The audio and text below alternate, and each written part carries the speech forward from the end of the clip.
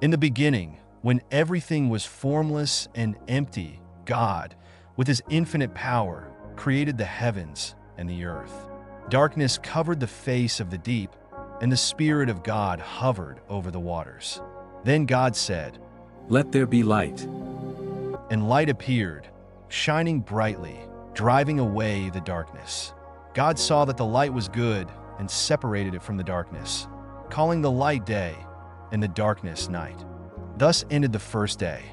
On the second day, God commanded that there be a great expanse in the midst of the waters to separate them.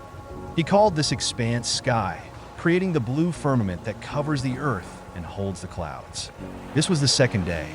On the third day, God gathered the waters covering the earth into one place, allowing dry land to appear.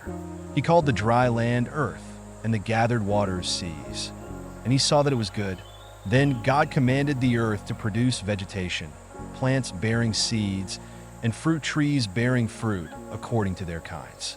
The earth obeyed, and soon green fields and forests full of fruit appeared everywhere. Thus ended the third day. On the fourth day, God placed great lights in the sky, the sun to govern the day and the moon to shine at night.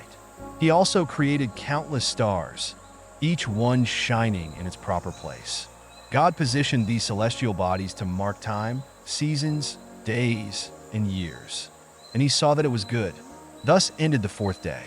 On the fifth day, God turned his attention to the waters and the skies and commanded living creatures to fill them.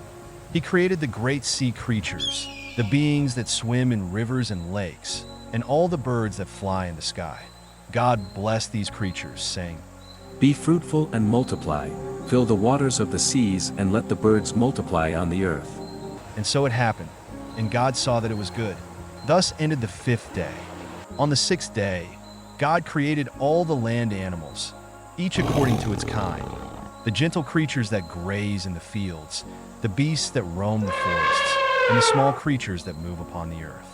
Then God said, "Let us make man in our image, according to our likeness, so that he may rule over the fish of the sea, the birds of the sky, the livestock, and all the earth."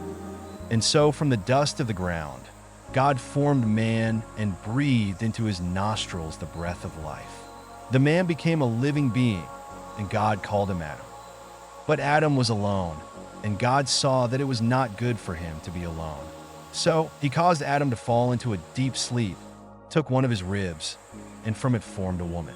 When Adam awoke, he saw the woman before him and exclaimed, "This is now bone of my bones and flesh of my flesh."